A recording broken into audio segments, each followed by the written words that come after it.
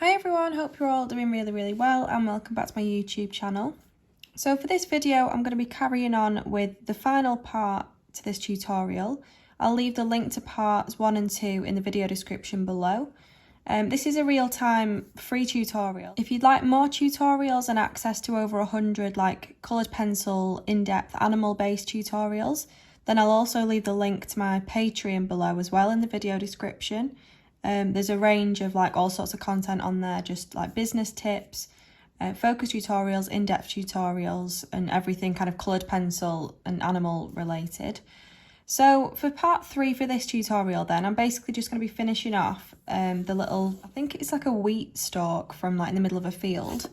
And so you can see how small these mice actually are in comparison with the kind of wheat stalk.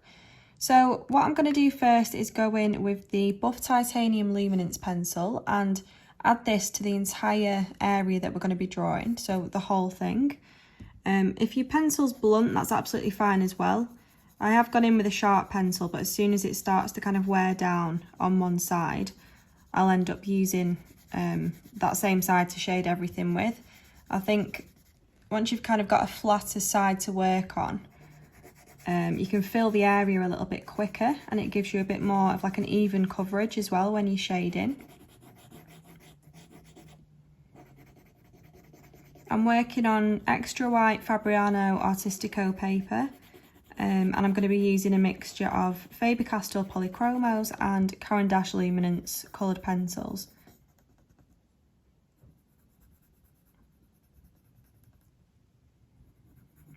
So I have actually already done the outline. When I did the initial outline for everything, you know, I also drew this bit as well. So we can kind of see some of the basic shapes that kind of make up that wheat stalk.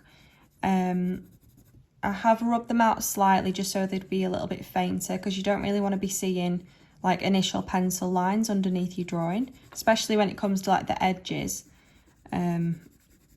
You just want them as a guide really for like the proportions.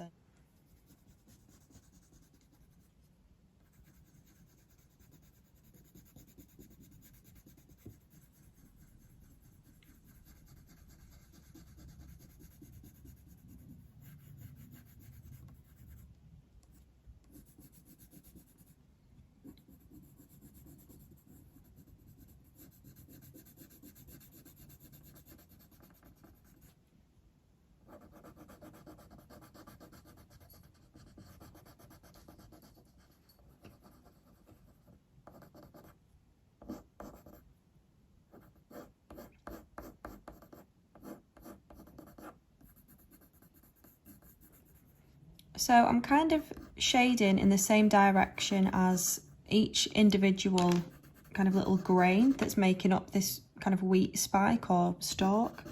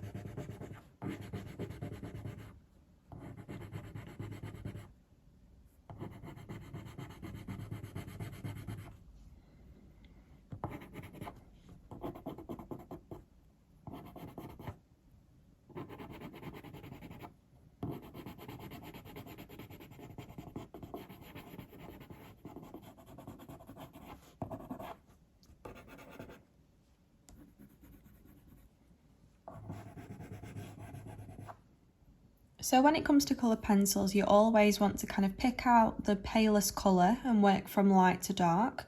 So kind of look at the area that you're drawing from the reference photo and pick out the lightest colour that you can see. Cover that entire area like we've done here. And then we can start going in with like some of the shadows and start building up some of those kind of values. So I'm now going to use the Warm Grey 3, which is a Polychromo, just to kind of map out and start to visualise where all of these kind of grains are that kind of make up this kind of wheat spike that they're sitting on.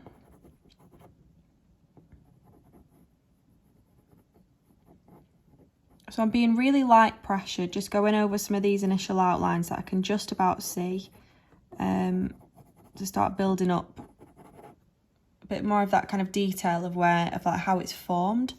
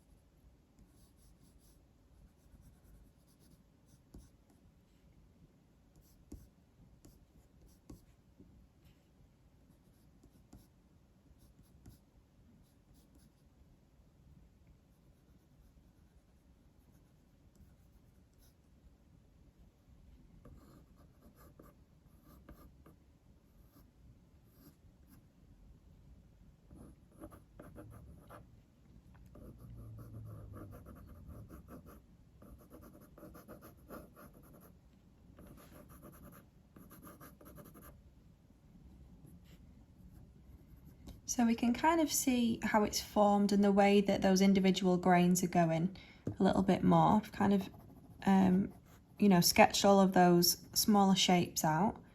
So now we want to start going in with those kind of vibrant undertones. Obviously I use the buff titanium to start with, which is like a just off-white yellow. It's really, really pale, as you can see. Luminance pencils are predominantly wax based, so they're really quite soft compared to polychromos, which makes them really good for base layers because the colours that you add on top just kind of immediately blend together in a way.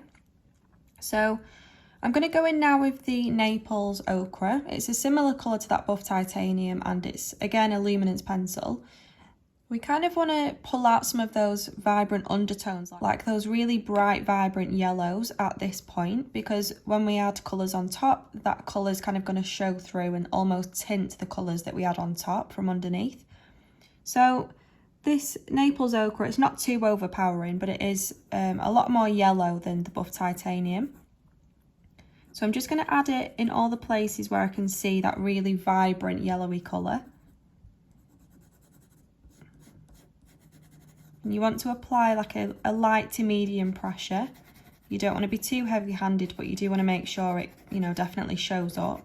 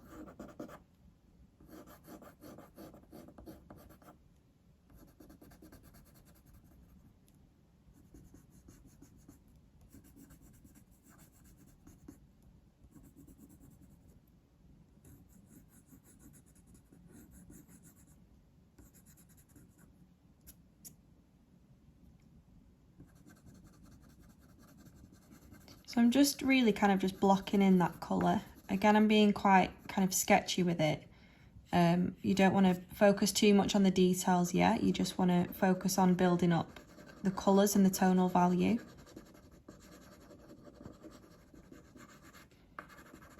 This is why colour pencils are quite a slow medium to work with, because you literally have to work like layer by layer. And even all these like subtle undertones and like little bits of colour here and there, you know, it all makes a difference in making it look realistic or not.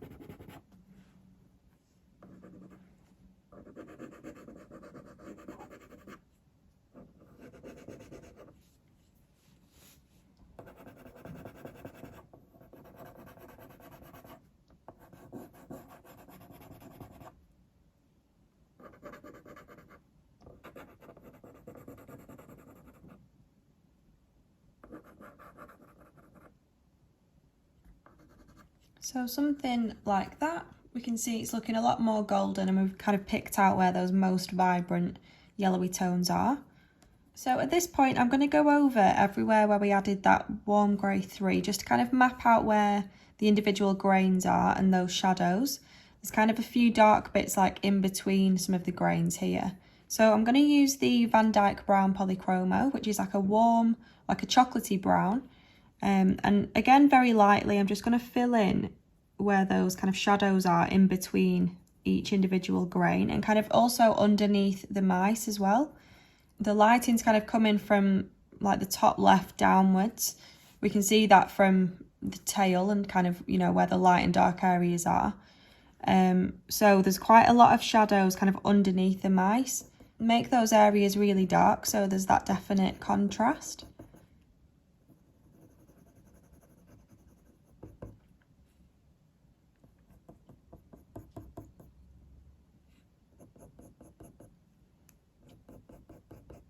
I'm kind of just doing small linear motions, almost like flicking back up into the mouse's fur, just so the edges of the mouse kind of underneath it still looks fluffy as it kind of goes into those shadows in a way.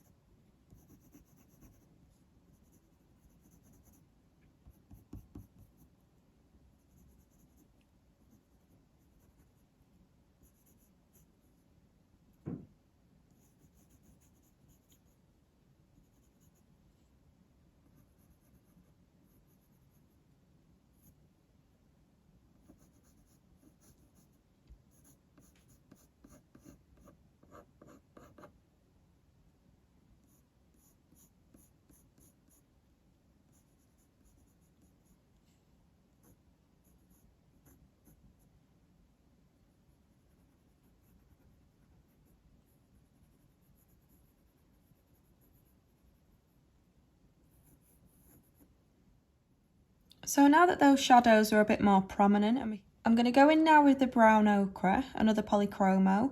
This is a little bit more intense than that Naples ochre we used before.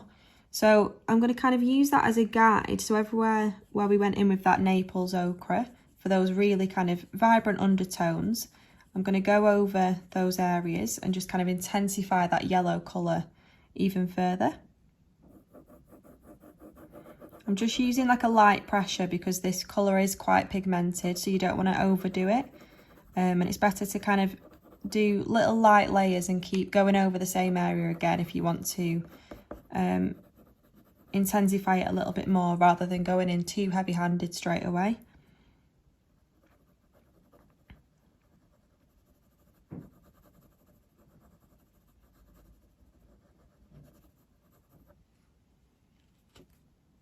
Just kind of keep it subtle but gradually build it up.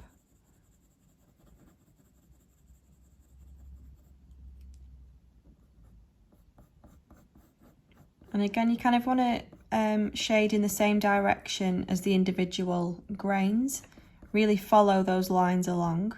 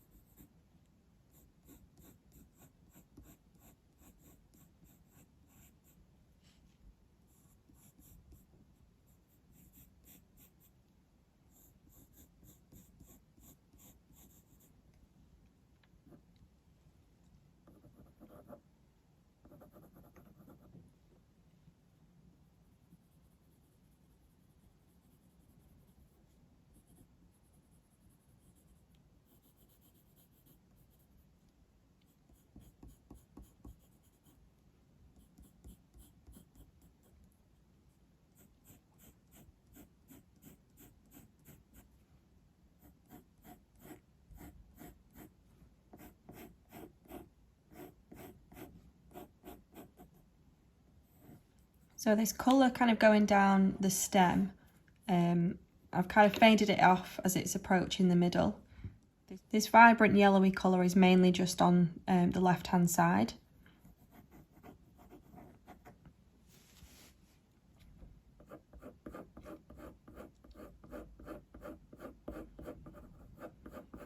So I'm just kind of working on one at once, you know, really looking at where this colour is on that particular grain. And just look at it as a series of shapes more than anything. I think it's quite a complex thing to draw, so if you get kind of overwhelmed by looking at the whole thing like as a whole, just break it down into all these little grains and just approach, you know, one little shape by little shape. And it does make it a lot easier to kind of see it that way instead.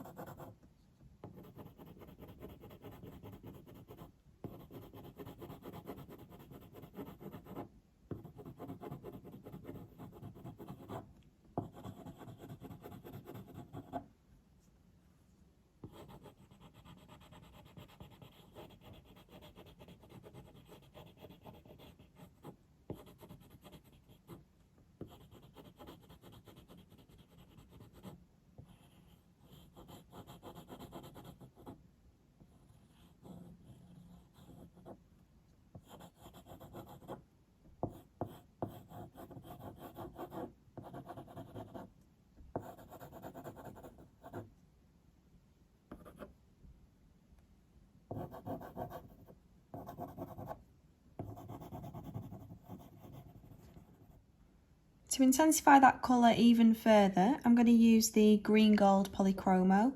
Again, this is like a step up again with like the richness of the yellow. And I'm just going to use this in those very, very brightest yellowy parts, if you will. It seems to be kind of along some of the, like the edges of some of these shadows. Kind of where the light is directly hitting it and really bringing out those colours.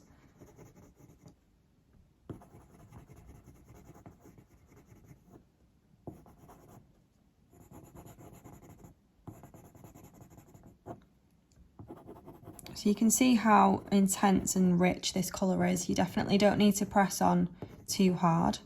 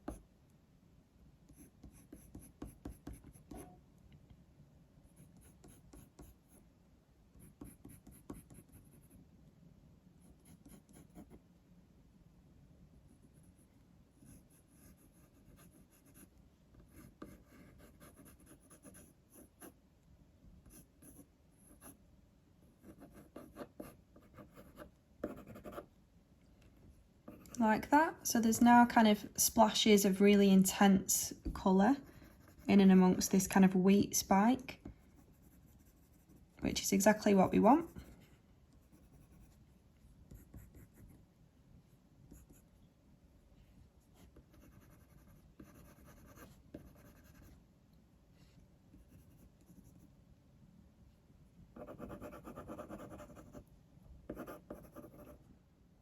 To make some of those areas a little bit more golden, I'm going to go in with the shade Terracotta.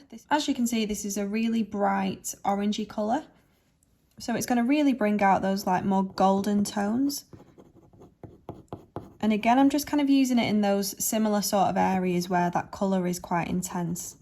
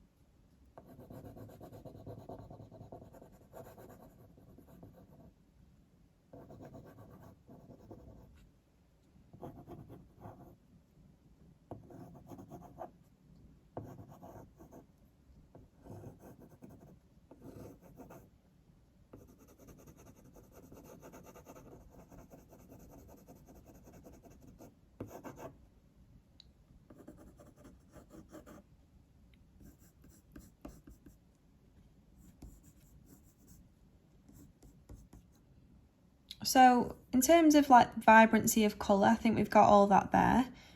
Before I go in and darken the shadows again a little bit more, I'm also just going to add a subtle touch of the olive brown 50% Luminance pencil.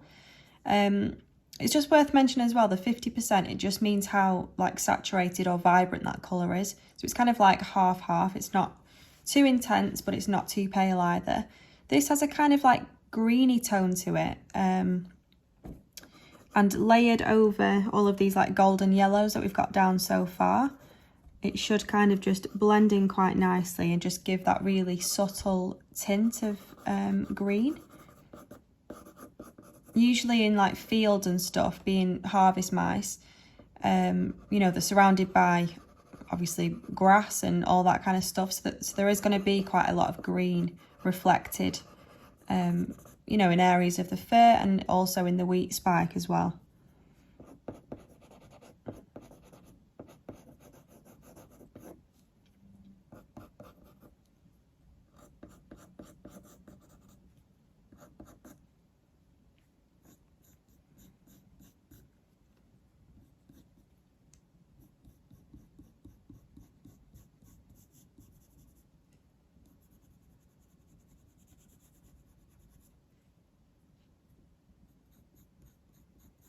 So at this point you can start to kind of visualise some of those details a bit more just by looking at like the lines that make up the individual kind of grains, you know, how they kind of curve and how subtle or intense they are. Just add a few of them in, just make sure you kind of curve in the right way, and also kind of look at one grain compared to another one and kind of look at, you know, how far away is this compared with this. You need to kind of compare different sections to help you as well.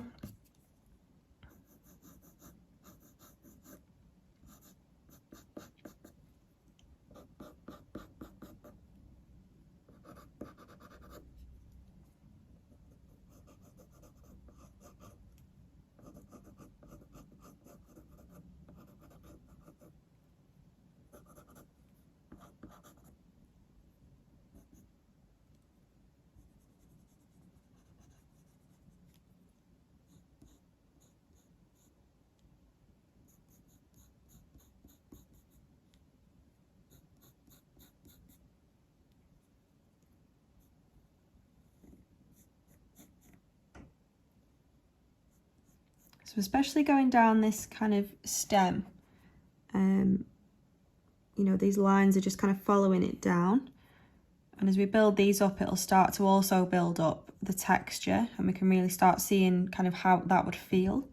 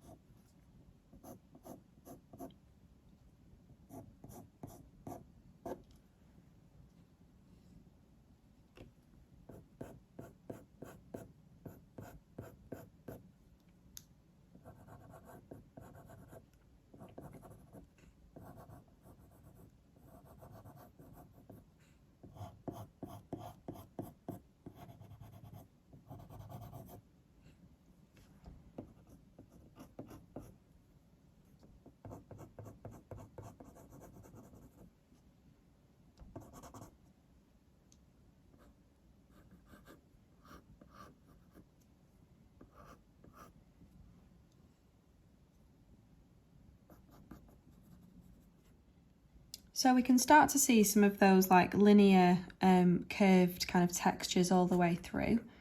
And now I'm going to use the Burnt Umber Polychromo just to intensify some of those shadows kind of in between the individual grains.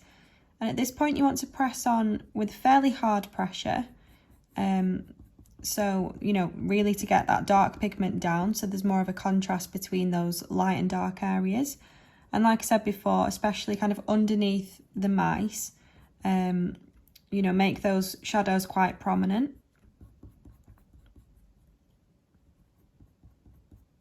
You want to kind of flick up as well as you approach the mouse's fur. And you can also kind of follow along some of these lines that we've just drawn in as well, kind of emerging from the shadows. Kind of get that darker bit of detail in there.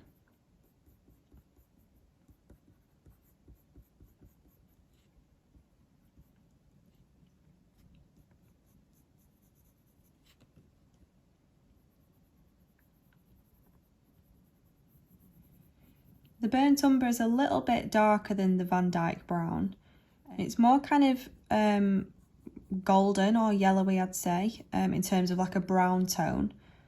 And especially over all these layers, it's just going to be kind of the perfect colour for the shadows.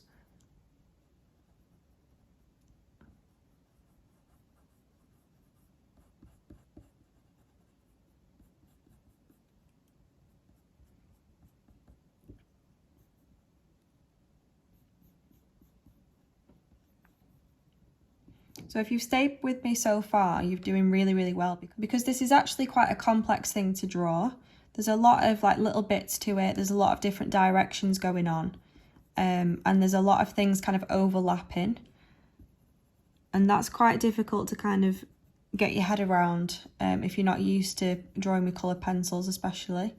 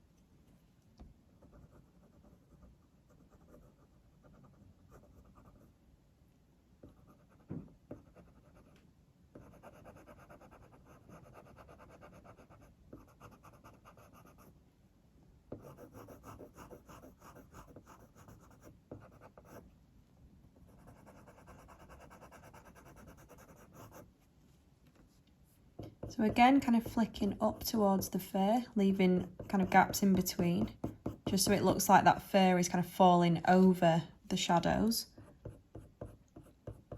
And it's kind of in front of them.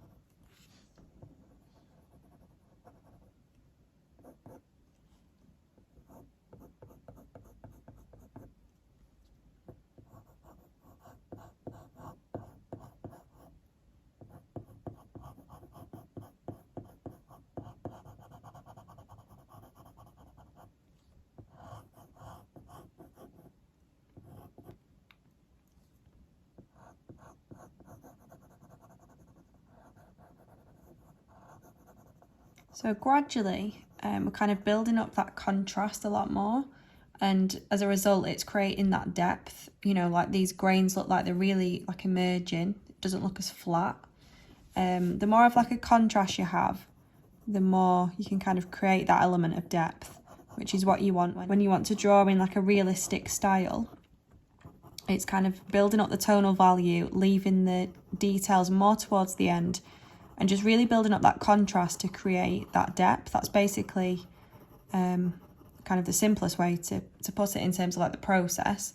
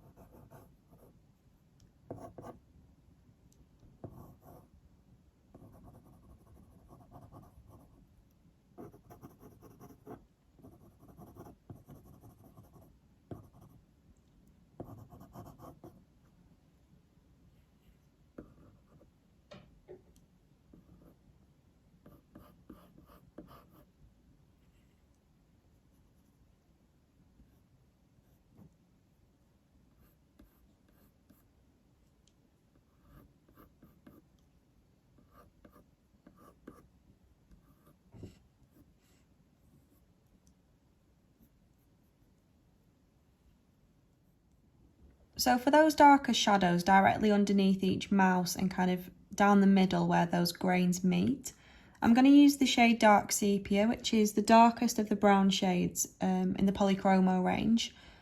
And you want to press down really quite hard,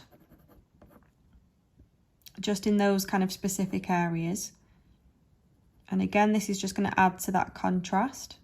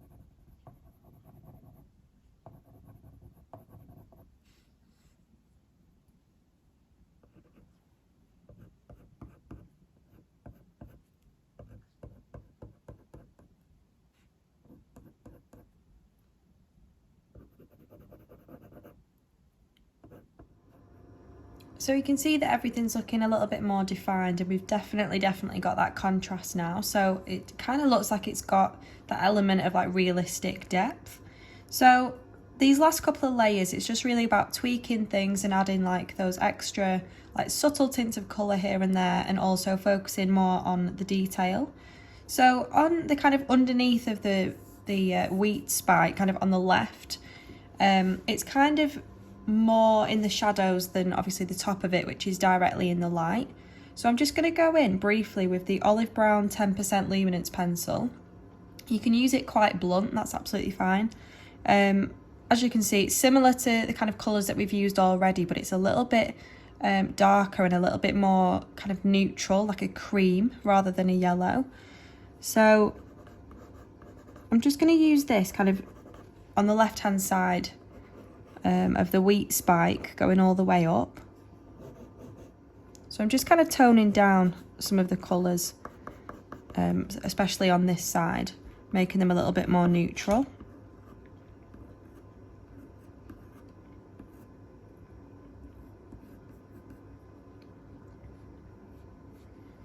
Really look at like the ends of the like individual grains. They've got this bit that kind of wraps round and it's a little bit longer.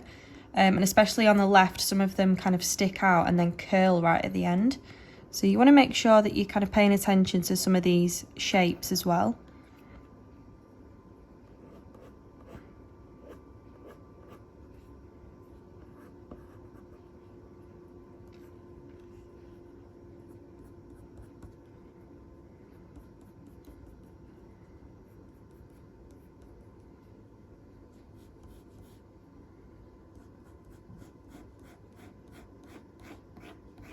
I'm just going to add a little bit to the right hand side of the stem to just to try and cover that initial outline on the right, and also to make it stand out a little bit more from the paper.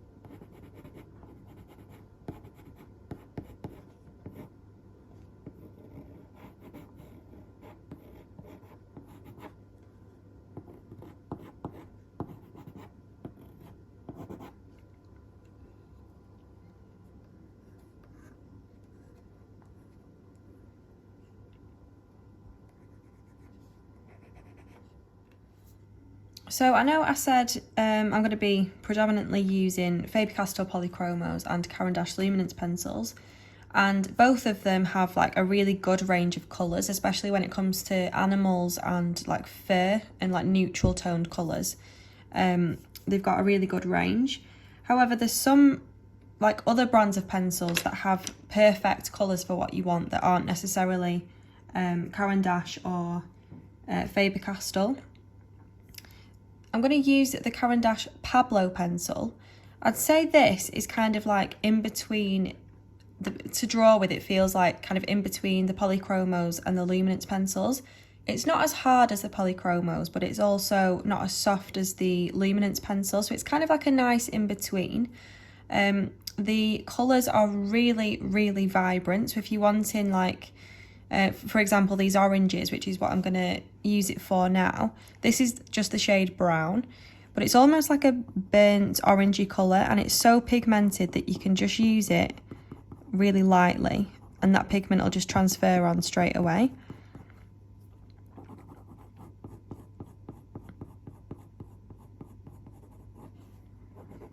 So like I say, I do, you know, more often than not use just the Polychromos and the Luminance pencils.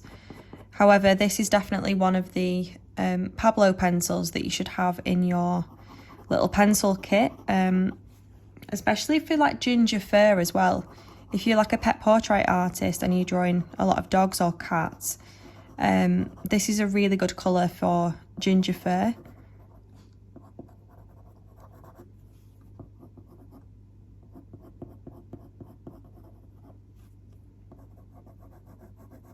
So I'm just keeping that colour as subtle as I can by keeping my pressure really, really light.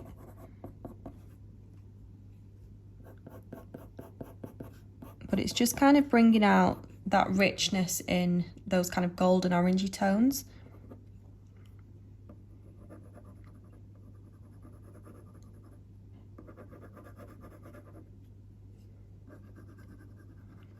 So again, I'm just kind of spotting it, or like placing the pigment where, like as and when I see it in the reference photo.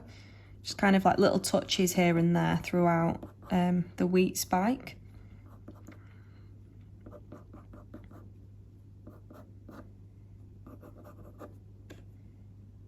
So something a little bit like that. You don't want to overdo it because, like I say, it is a really pigmented colour. Just want to use it in a subtle way just to really enhance the kind of lighting that you're capturing in your drawing. So the final kind of really bright colour that I'm going to use is the shade Lemon Cadmium. This is actually a Derwent Artist pencil. Again, it's just one of them that I've kind of, you know, had in my set for ages. And like I say, I do just use Polychromos and Luminance mainly, but this is another one of those colours that's perfect for those really, really like bright yellows. So I'd say I want to use this in the kind of lightest part. So where you can see all these areas of white, kind of go round the edges, almost like emerging from the shadows and the mid-tones, just to kind of tint that white paper slightly. I'd say you never really want to have areas in your drawing that still show the white paper. Try and kind of cover it if you can.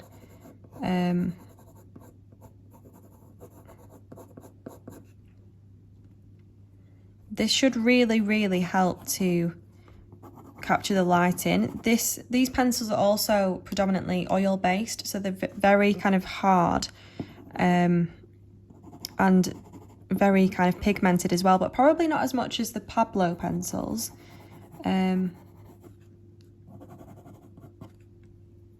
But they do quite a few nice colours.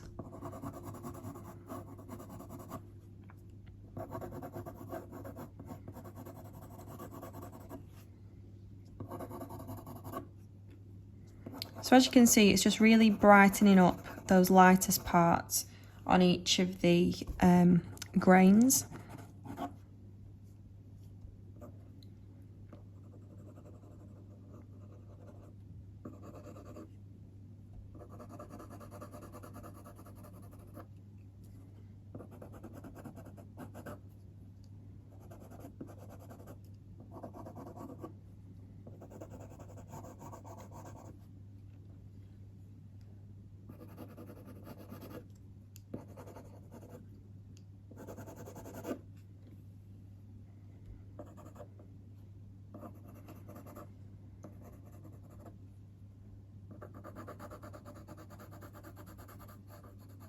I'm just using a light pressure as well, because again, you don't want to kind of overpower it.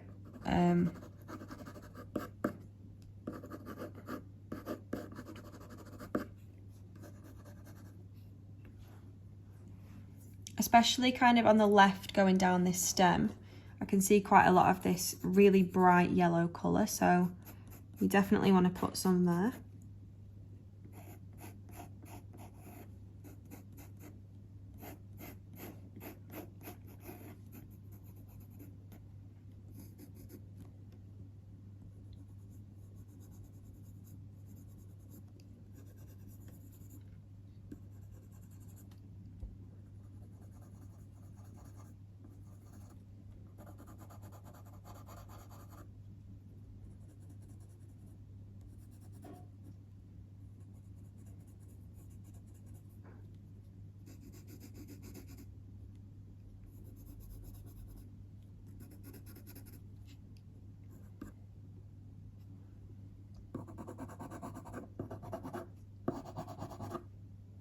Like that.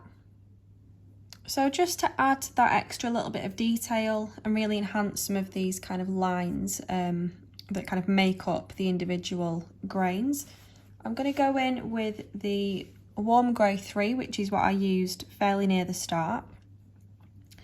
And we can kind of go over some of the lines that we've already got in.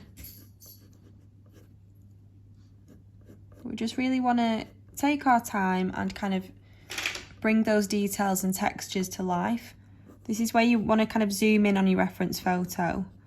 I have left the reference photo in the description below, so you can view it full screen if you want to.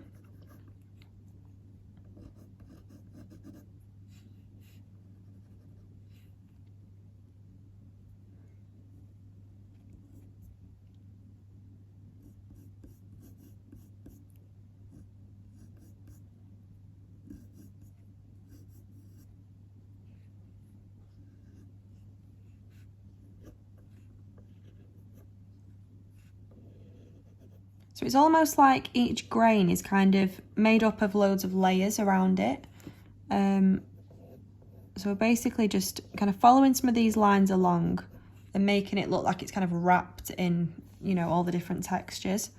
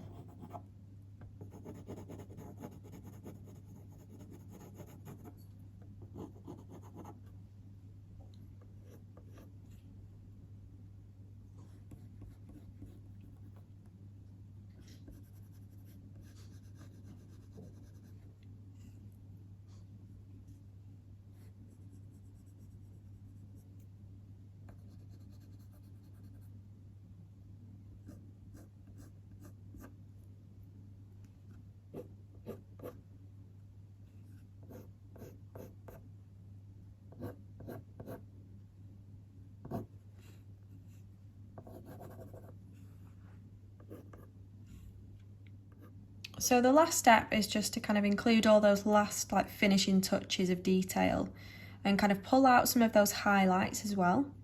So I'm going to go in with the craft knife slice tool. I use this in parts 1 and 2 for drawing the fur.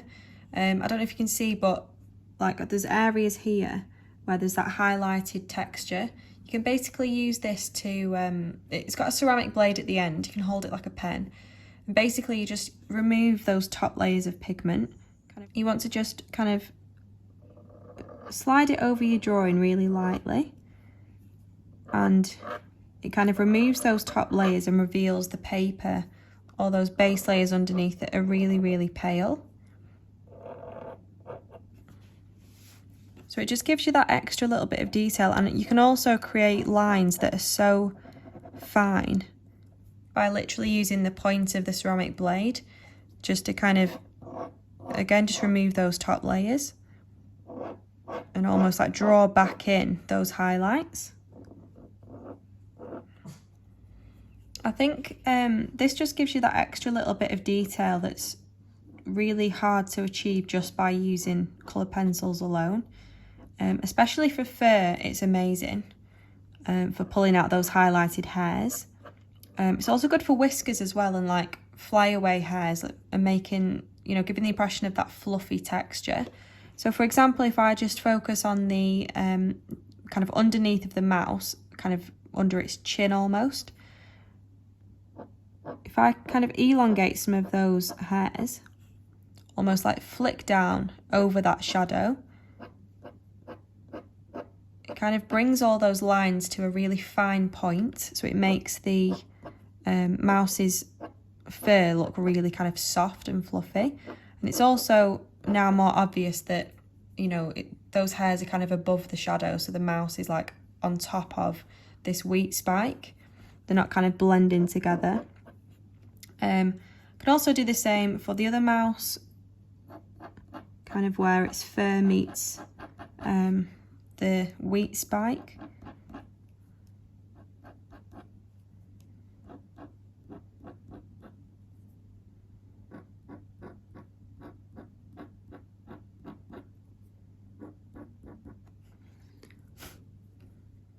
Like that. Also, it's good for whiskers. So I know for part 1 we did draw the whiskers kind of on the left here, and as you can see, we have already, we can see where they kind of start on the mouse's face. So we just want to kind of continue that line on and flick like that, so it goes over the shadow, and again just kind of showing that the mouse is above the wheat spike and above those shadows.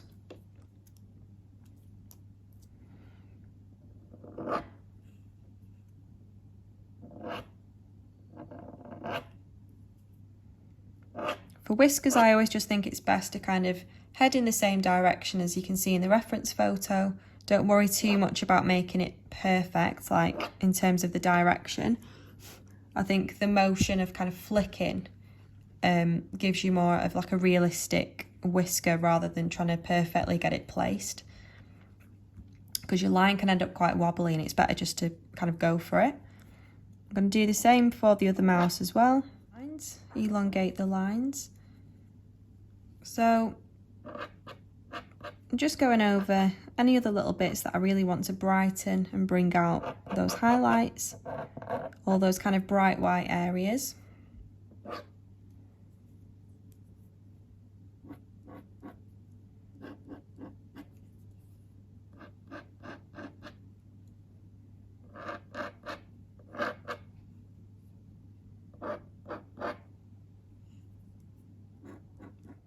So just an extra like final little tip when it comes to whiskers, kind of drawing whiskers over something else like we have done here. What I would recommend is using that craft knife slice tool first to remove those kind of top layers and create these really fine lines.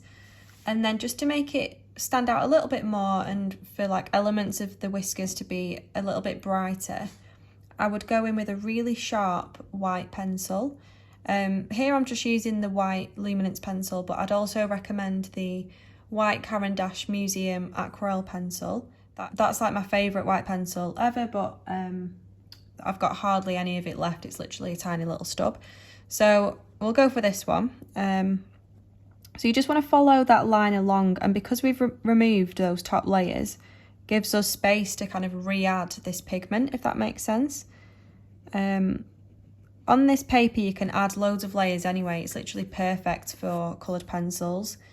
It's quite smooth but it's got quite a lot of fine tooth, which is really good for like gripping onto the pigment. So all your colour pencil drawings will be really vibrant, and you can also achieve that kind of really realistic fine detail as well. So I think that's it. So I hope you've enjoyed this little 3-part real-time in-depth tutorial. Like I said right at the start, if you enjoyed this and you would like exclusive access to loads and loads more tutorials, I will leave my Patreon link in the description below, so you can have a look at that if you're interested in developing your coloured pencil skills and techniques and just focusing more on like animal-based drawings. Like I said at the start, again, there's hundreds of tutorials on there. So yeah, thank you so much for watching. Please remember to tag me in your drawings on social media so I can see all the lovely work you've been doing. Comment below if you liked it. Please remember to like the video and subscribe to my channel to see more. And thank you so much for watching.